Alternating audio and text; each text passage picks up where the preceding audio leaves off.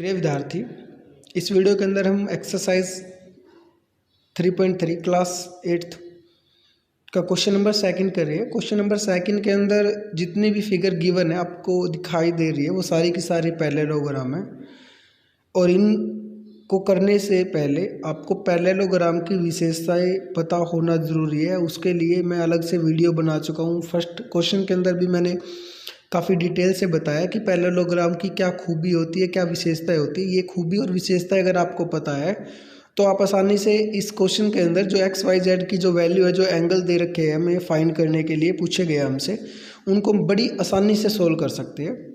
मैं एक बार आपको फिर वाकिफ़ करवा देता हूँ पैरेललोग्राम से। पैरेललोग्राम एक ऐसी फिगर होती है जिसकी अपोजिट साइड, पैरेललोग्राम एक ऐसी फिगर होती है जिसकी अपोजिट साइड इक्वल और पैरेलल होती है, इक्वल और पैरेलल होती है। दूसरी बात, इसके जो अपोजिट एंगल होते हैं वो हमेशा इक्वल होते हैं। अपोजिट एंगल हमेशा इक्वल होते हैं, इस बात को याद रखना। ये एंगल इसके इक्वल होगा और ये वाला जो एंगल है वो इसके इक्वल होगा। ये पैरेललोग्राम की खूबी है। सेकंड, इसके जो अपोजिट एंगल है उनका जो सम होता है वो 180 होगा। इस बात को भी याद रखना हमने, 180।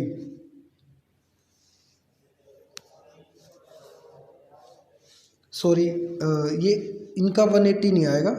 जो इनके अपोजिट जो एंगल है, जो एडजस्ट एंगल होते हैं उनका सम 180 आता है। मैं ये आपसे थोड़ा गलत बता गया। ये आपको एडजस्ट एंगल मतलब कॉन्जुगेटिव एंगल आपने याद रखने हैं। अपोजिट एंगल इसके इक्वल होते हैं। यहाँ पे ये जो एंगल है इसका और इसका जो सम होगा ये कॉन्जुगेटिव एंगल कहलाते हैं, क्रमागत लाइन में होने चाहिए।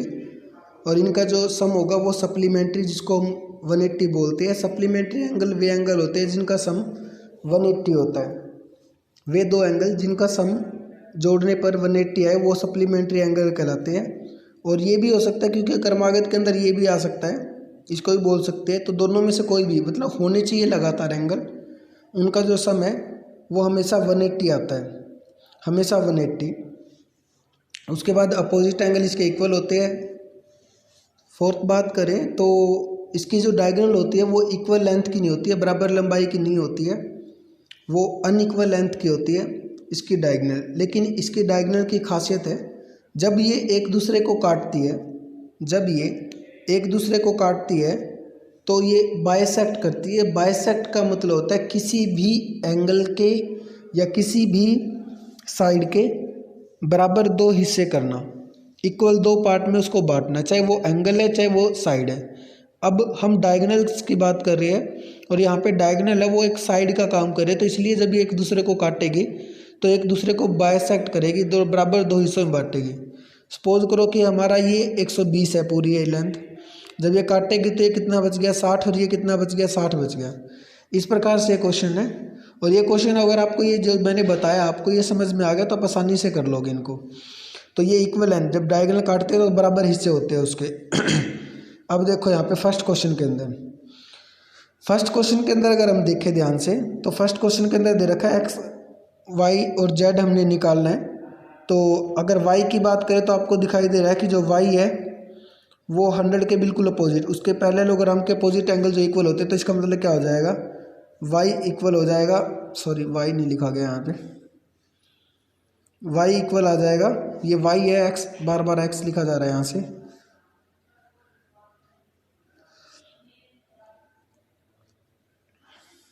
हंड्रेड अपोजिट एंगल ये लिखना है ब्रैकेट के अंदर कि opposite angle of parallelogram are equal. ठीक है। उसके बाद अब हमें 100 का पता है, y का पता चल गया। अब अगर x निकालना हो तो x आसानी से निकाल सकते हैं, हमें पता है, क्योंकि जब हम 100 को और इसको इन दोनों एंगलों को जोड़ेंगे तो ये कॉन्जुगेटिव एंगल है, एडजस्ट एंगल है। और कॉन्जुगेटिव एंगल या एडजस्ट एंगल का जो सम होता है किन्हीं भी दो का, उनका 180 होता है। तो जब 100 प्लस x इसका सॉल्यूशन निकालेंगे तो कितना आएगा, 180 आएगा। और 180 में से 100 माइनस करें तो इसका मतलब हमारा x जो आ गया, x जो आया वो हमारा 80 आ गया। ये हमारा एक्स भी आ गया, वाई भी आ गया। वाई कैसे आया, क्योंकि वो अपोजिट एंगल है और वो इक्वल होते हैं, तो इसलिए 100 है तो वो भी 100 हो गया। सेकंड, अगर हमें जेड निकालना है तो जेड हम आसानी से निकाल सकते हैं इसी के थ्रू, और वैसे भी ये क्लियर हो गया है। अगर आपको एडजस्ट एंगल से निकालना है तो एडजस्ट एंगल से निकल जाएगा, क्योंकि आपको पता है कि ये जो एंगल है और ये जो एंगल है दोनों एडजस्ट एंगल है, दोनों का सम 180 होता है, तो इसका मतलब ये 100 है तो ये 80 बच गया। सेकंड तरीका ये भी है, आप इससे भी निकाल सकते हैं इसको, क्योंकि हमें पता है ये 100 हो गया तो ये भी ऐसे ही एडजस्ट एंगल से निकल जाएगा। थर्ड जो तरीका है, आपको पता है जब हमने एक्स निकाल लिया, एक्स हमारा 80 आ गया, तो ये तो उसका अपोजिट एंगल है, तो जेड एक्स के इक्वल है, अपोजिट एंगल हो गए। तो एक्स हमने निकाल लिया, इससे पीछे ही निकाला था कि एक्स जो है वो 180 है, तो इस प्रकार से इस क्वेश्चन को सोल्व करना था। सेकंड पार्ट की बात करें तो सेकंड पार्ट के अंदर हमें एक्स, वाई और जेड निकालना है, तो वाई हम आसानी से निकाल सकते हैं। आपको पता है 50 और वाई दोनों एडजस्ट एंगल है, तो दोनों एडजस्ट एंगल है, तो इसका मतलब क्या हुआ कि जब हम इन दोनों को जोड़ेंगे तो हमारा आंसर आएगा 180। दोनों को जोड़ेंगे 50 प्लस वाई 180 हो गया, तो वाई हमारा कितना आ जाएगा, वाई हमारा आ जाएगा 130, क्योंकि 180 में से 50 माइनस करेंगे तो 130 बचेगा, तो वाई आ गया। वाई आ गया तो एक्स आ गया, क्योंकि एक्स उसका अपोजिट एंगल है। ठीक है, पैरेललोग्राम के एंगल है ये, और अपोजिट एंगल हमेशा इक्वल होते हैं। सेकंड, एक्स को हम जैसे वाई निकाला है ऐसे भी निकाल सकते थे, क्योंकि 50 और एक्स एंगल दोनों ये भी कॉन्जिकेटिव और एडजस्ट एंगल है, तो इनका भी जो सम है वो 180 डिग्री होगा। इसको भी ऐसे निकाल सकते हैं। वैसे वाई, एक्स निकल गया वाई आसानी से निकल जाएगा, या वाई निकल गया एक्स भी आसानी से निकल जाएगा, क्योंकि दोनों एक दूसरे के अपोजिट है, दोनों इक्वल है। अब बात आती है जेड की। जेड थोड़ा सा मुश्किल है, कुछ नहीं है, थोड़ा सा आप तरीके से देखो।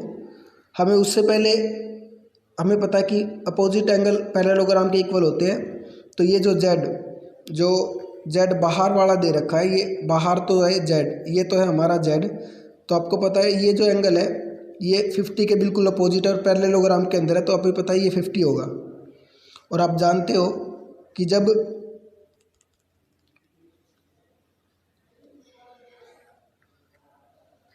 हमें पता है कि ये अगर 50 है और ये कुछ भी है चाहिए, इन दोनों का सम 180 होता है लीनियर पेयर के ज़रिए। अब हमें पता है कि ये 180 है, तो कितना आ जाएगा, ये हमारा ये 130 आ जाएगा, सॉरी 50 और जेड करेंगे तो 180 आएगा। रीज़न क्या है इसका, लीनियर पेयर का मतलब होता है कि स्ट्रेट लाइन के ऊपर जितने भी एंगल हो गए उनका सम 180 होता है। तो यहाँ पे दो ही एंगल है, एक साइड तो 50 है और एक साइड जेड है, तो इनका 180 आंसर आएगा। और हमें पता है एक 50 है तो दूसरा जो बच गया है वो हमारा 130 होगा, क्योंकि सम उसका 180 होना जरूरी है। इस प्रकार से जेड निकाल लिया।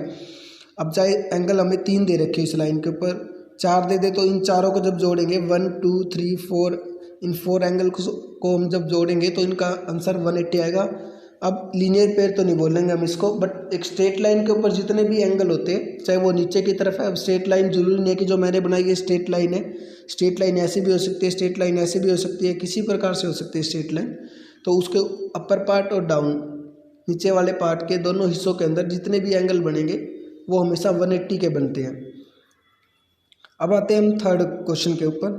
थर्ड क्वेश्चन के अंदर अगर हम बात करें तो थर्ड क्वेश्चन हमें दिखाई दे रहा है कि जो गिवन फिगर है वो सारी की सारी पैरेललोग्राम बेस्ड है। इसके अंदर एक्स वाई जेड निकालना है हमने। तो यहाँ पे हमें क्या चीज़ गिवन है, अगर देखें हम ध्यान से